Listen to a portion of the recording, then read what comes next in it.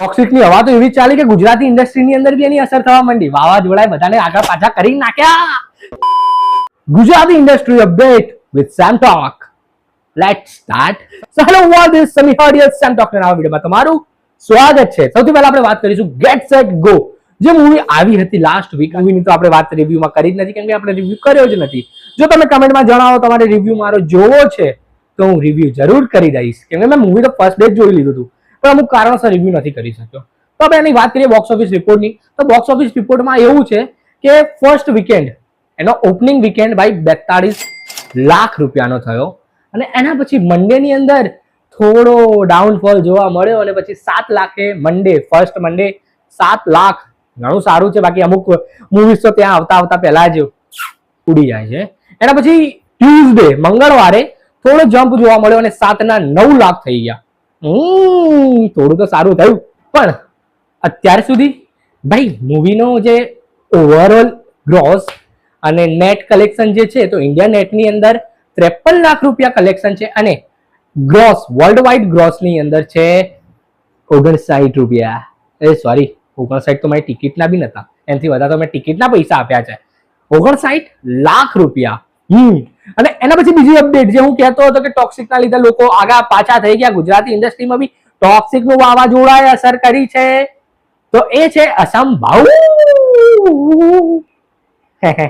28 ઓગસ્ટે આવવાનું હતું અસંભાવ, અને હવે જતું રહ્યું છે 4 સપ્ટેમ્બરે. ભાઈ તમે લોકો શું કર્યું મને એ નહીં ખબર પડતી. ટોક્સિક થી દીવાઈ ગયા મને ખબર પડી ગઈ, પણ તમે પછી એવું કીધું કે ટોમ એન્ડ જેરી આવે છે તો આપણે ઇન્ડસ્ટ્રીને સપોર્ટ કરવા માટે, આપણા ભાઈ બંધુઓને સપોર્ટ કરવા માટે આપણે આગા પાછા થઈ જવું જોઈએ, એટીટ્યુડ ને ઈગો ના રાખવો જોઈએ. તો પછી તમે ગયા છો તો 4 સપ્ટેમ્બરે, તો ફરીથી ડેટ ચેન્જ કરવાની ઈચ્છા છે, કેમ કે ગઈકાલે જ મિર્ઝાપુરનું પણ ટ્રેલર આવી ગયું છે.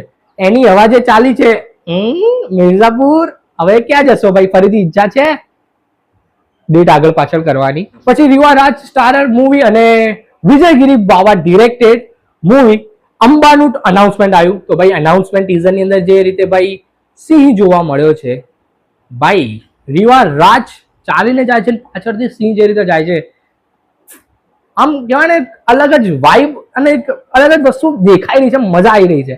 પણ સિંહમાં થોડું વીએફએક્સ હજુ થોડું લો લાગી રહ્યું છે. તો આઈ હોપ કે મૂવી આવે ત્યાં સુધી વસ્તુ થોડી હજી સુધરી જાય.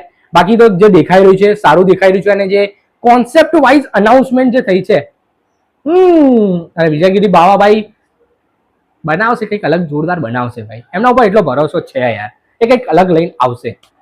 પછી 2 યાર મૂવીના ડિરેક્ટર યાર, 2 યાર મૂવી પછી વિઠ્ઠલ ટીડી ના ડિરેક્ટર અને નેશનલ એવોર્ડ વિનર ડિરેક્ટર એવા અભિષેક જૈન, એમની જે લાસ્ટ 2 વીક પહેલા મૂવી આવી હતી મારણ, એના પછી એમને એક ઇન્ટરવ્યુની અંદર ઘણી એવી વાતો કરી છે, જોઈને એવું થઈ ગયું, આમ ખણાઈ ગઈ કે સાચે આવું બી છે.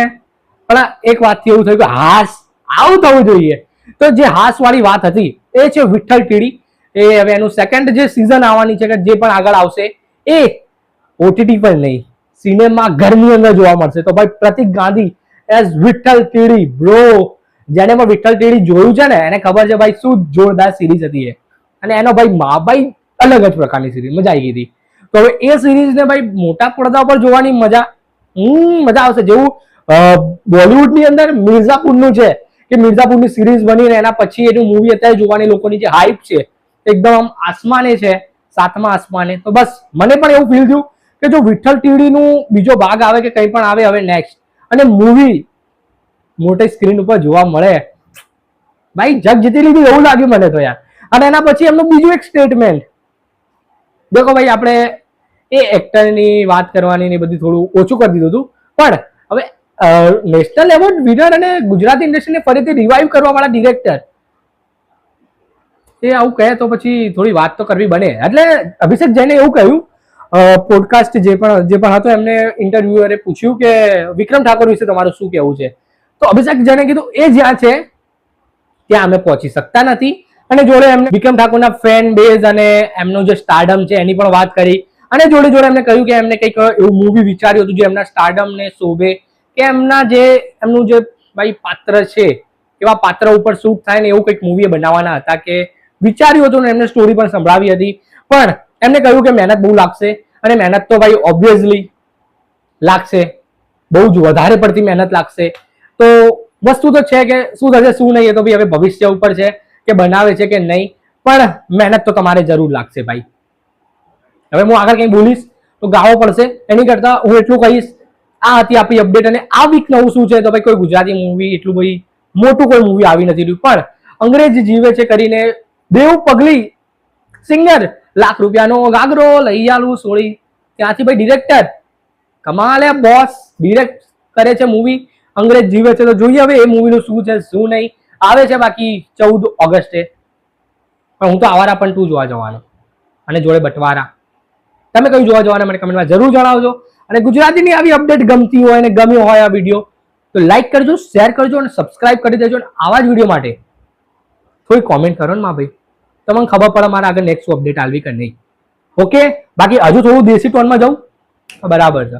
મળું નેક્સ્ટ વિડીયો માટે. બાય.